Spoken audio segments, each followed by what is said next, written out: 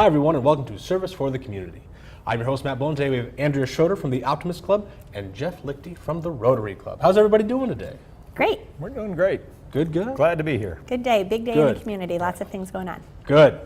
Well, Jeff, we'll start with you.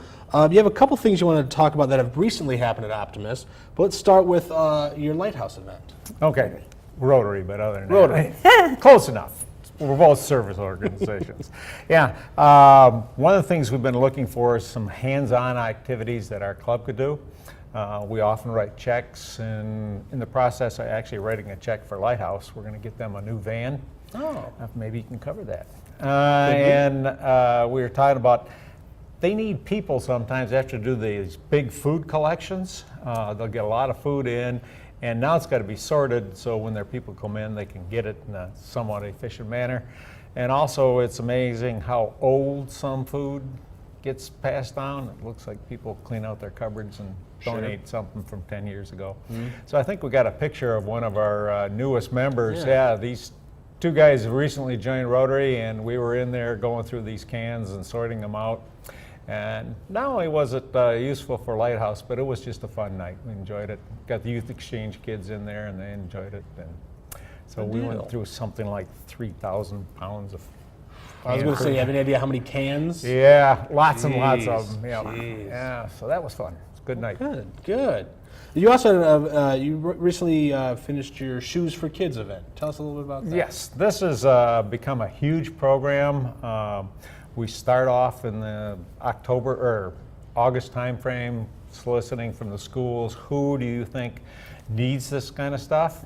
And then we've coordinate with Optimist. Mm-hmm. They provide the Octa socks, and I was going to say there's a partnership there with Opta socks and shoes, and I think you said other organizations donated like mittens and other things like that. Yeah, and one of the really great ones is Lions comes in with one of their pieces of equipment that they can do a cursory check on your eye quality. Oh yeah. And we've actually got some stories over the years where there was one kid that they found, had we not found him then, within a couple years, if he didn't get the correction, and I forgot what it was, but if he didn't get that correction, he was going to lose his eyesight. Wow. Oh, geez. So 1 every 10 years on that would be great. The rest of them are, you got to get this kid in and get some glasses, but once in a while it's really dynamic. So this year we wound up with 360 plus kids came in, walked out, and it's real enjoyable to see the faces as they light up. I think we got 1 or 2 pictures. Yeah, I think we had a couple pictures of them, but yeah. But it's an exciting day, and then of course, in order to raise all that money, the week beforehand, we're out on the streets, and thank all of you that nobody ran us over this year. Good. And we collected something in the neighborhood of $15,000 on those 2 days that we were out there, and that's called. Most of it comes in $1, $2, $3, $4 donations. Sure. Once in a while, 20 shows up. Which is really nice. But so we raise it one weekend and spend it all the next weekend. It's a very satisfying program. Good deal. Wow, that's great. So Andrea, there's some things you wanted to touch upon with Optimist. You kind of want to talk about like the finance and the membership angle of it. Can you speak to that a little bit? Right. So I became president at the beginning of October for the next year, and I had set some specific goals for our club, things that we wanted to do, and some of them are internal things like finances and membership. And with the finances, one of the things that impacts the community is we have an investment fund, and we've had it for years. And like everybody else, 10 years ago, it took a hit. So we didn't have a lot of money. Well, we've been doing very well since then, and it's gotten to the point where it's just sitting there. And we need to do something. And the origin of it was back in the late 90s, the members of the Optimist Club were considering building an Optimist Club house. Oh, okay. And so it was, an investment fund to, continually raise money for it. So we've got a committee that's getting together and saying, here's where we are and what can we do that will really create an impact on the community, that it will, for long term, will serve both our club, our members, and the community. So that's, on the financial side, that's really the one that would have the most impact on the community like that, which the third prong besides the membership and the finances are talking to the community and working on our messaging so that people in the community understand not just, the things that we do, what we do, but why we do it and what the impact is on the community. So like the Rotary, we have events and functions that we do every year, and we produce a list every year, and there are 35, 40 different events and programs that the Optimists run every year. And that's great to say these are all the things that we do, whether it's in the schools or in the community at large or a standalone Optimist program. But we haven't really been very good about messaging on the impact and what it means either for the youth that are involved, because Optimist is a friend of youth. All of our programs are centered around the youth of our community. So we haven't really been good about the impact either on the youth themselves, their family, and the community at large. And so we're really trying to focus on getting that message out there so people will understand what the Optimists do. So like one of the things, it could be, Johnny, a little boy who might be afraid of the water. Well, we support and maintain Deer Lake Beach through Independence Township Parks and Recreation. We do a lot of partnering with them.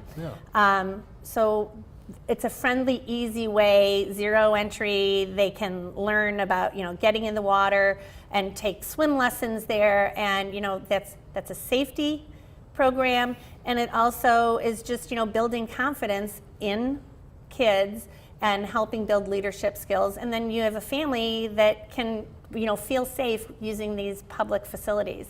So we're trying to, or, maybe you have a middle schooler who's 12 or 13 or 14, those really awkward, horrible years, maybe shy or introverted. Well, if they participate in the oratorical contest, they can articulate, write something down, articulate an opinion, and then actually literally find their voice in presenting it. And what kind of impact long term? That's a life skill, that's a career skill, that's a leadership skill.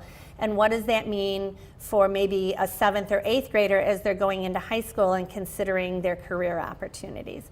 So we really want to tell those stories about the kids that are being, that are involved with our programs and the impact on it. I just learned of some of our grants that go out. One of the teachers at Anderson Elementary asked for a small grant. It was $200 and some, right? Bought books for her classroom, put stickers in, gift of the Clarkston Area Optimist Club. That's great. We spent money and we bought books. But the impact is these kids have these books now.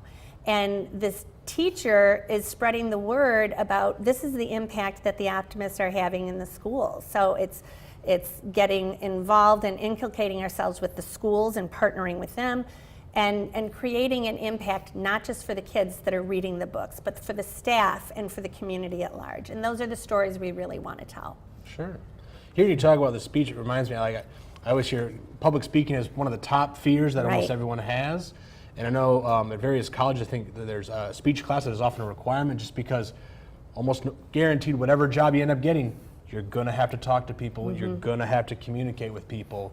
So to pick up those skills, especially if you're worried about them when you're young, just makes it easier when you get older. It does. And just like the Rotary does, Jeff was talking about a lot of the groups that they partner with and everything. I think we've done a pretty good job in Clarkston about not working on parallel purposes and getting groups with like-minded programming and thing together so that we're actually creating a greater impact. And we're able to do that. And so with the school district, we have a lot of great partnerships, but these are some of those soft skills that we need to teach the students, and whether they're in high school and going on to college or a career, or whether they're in elementary school, if we can get them into these programs where the public speaking, the being able to articulate your message, all of those kind of communication skills, those are lifelong skills. And to the extent that the Optimist can be part of building those, that's great. Yeah. One sidebar, total sidebar, is the president of Rotary International about a decade ago won the oratorical contest. Really? He went all the way to the national level and won the thing. There you go. There you go. See? There you go. That's, and it's nice to hear those kind of stories. Or people come back. We'll get people that are in their 40s that will come and join as members now. So I'm the 33rd president of the Optimist Club. So we've been in Clarkston area for 33 years. And I'm proud to say that we have a new president every year, and we've never had to go back and ask somebody to do it twice. So we've never had repeat. And I like to think that that's because we have so many people that are willing to give their time and energy, and not that being president sucks the life out of them. Because I'm an optimist. Yeah, but she's just started. So. I have the faith. But it's nice to be able to say, we have an organization that has sustained the membership, and so we have people that are starting to join now that were benefited from it when it started 30 years ago. Well, that's great. Newbie on the block. Jeff, let's go back to some events you have coming up, kind of looking forward. You mentioned you guys might be going back to Kenya, dealing with some eyeglasses. Yes. One of the really satisfying things about being in an organization that Rotary International is the international. So we've linked up with some Rotary clubs in Kenya, and they've identified a real need for eye exams and eyeglasses. And one of our members is Brighton Rotary Club. Dr. Nelson Edwards likes putting these packages together where this year we're going to take 6 doctors and 14 lay people, and we'll probably do something like 2,000 eye exams. Oh. So it's a full-blown eye exam, right down to the drops and the whole kit and caboodle. And when we get done, here's, for those of you who have donated glasses, here's where one of those glasses went. We particularly need children's glasses. Sure. Kids tend to be rough on them here, so we don't get a lot of donations. But this young lady probably has seen things she's never seen before in her life. So we're going to go back to Kenya and do this program there.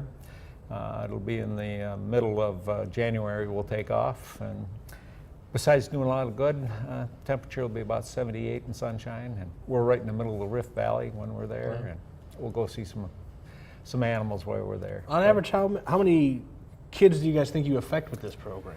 I don't really know the number of kids. We do a lot more adults than we actually do kids. The kids are much more, that's more dramatic. Sure. But no, we do a lot of parents, a lot of hands-on work that you're doing. So if you lose your eyesight, you lose your job, you lose your income, you lose your ability to feed people. So that's it. Another real satisfying one is when we put glasses on somebody in their 70s or 80s, and she'll look up and look around and go, now I can read my Bible.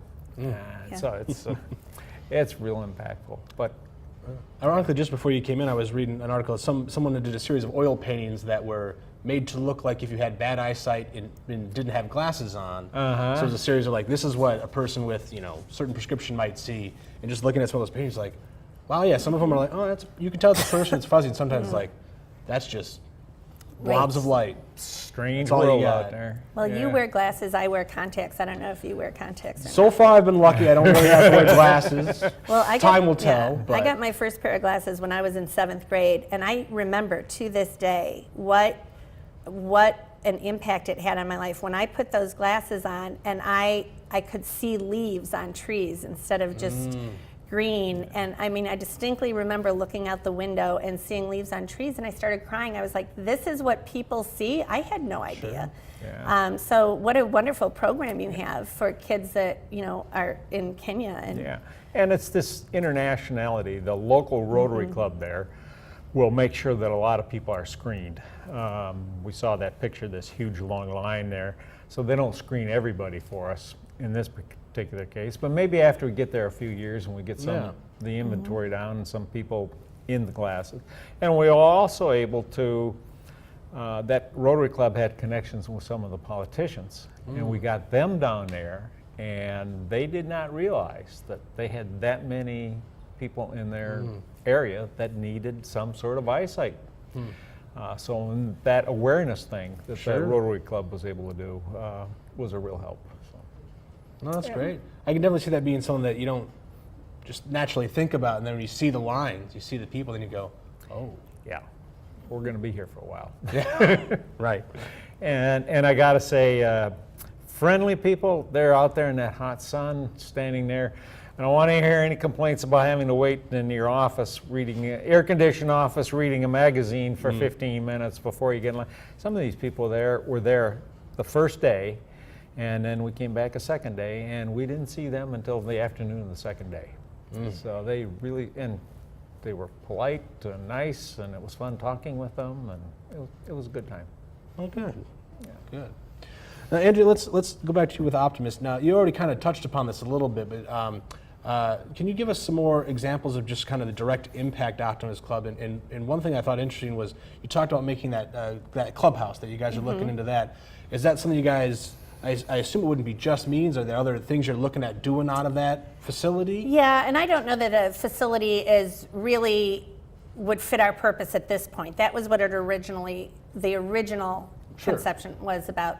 So we're gonna look at things that, like I said, would have a long-term meaningful impact, not just for our meetings, but if there was going to be a facility, if we did choose to do a facility, it would be multi-purpose, so that our joy clubs can be involved there. You know, we have joy clubs in our elementary, our middle school, and our junior high, and our high school. And it's great to see the kids that start in the elementary school and continue on through the high school. And they all meet at their own schools, but maybe if we did some kind of a facility or if we partnered or something like that, we'd have to find out what we could do. But it's gotten to the point where we need to make some kind of a commitment that works for our club, that works for the community, and find a purpose for that kind of funding. Because, you know, it's wonderful to have it. And the whole purpose is, you know, to make an impact with the youth in the community. And again, this is separate from things like we do like at Depot Park, where we buy the new equipment and put it in and that kind of thing. So, you know, we've got all those things still go on separately from our club level, but we really, I think we've got a good committee together. It's been long-term members of the community. People have been in the community for a long time, so that we can really make some good decisions on the best utilization for that. Great. That's great. I'm excited to see what they bring forward. Oh, yeah, it sounds exciting. It sounds like there's a lot of different ways you guys could impact the community and continue doing great things. Yeah, and we sat down about 2 years ago and really created a strategic plan for our club, and one of the components was long-term viability in the community. There's nothing worse than having a good and active club, but if you're not building your younger membership base, and it's evolved. I'm sure you've seen this with the Rotary.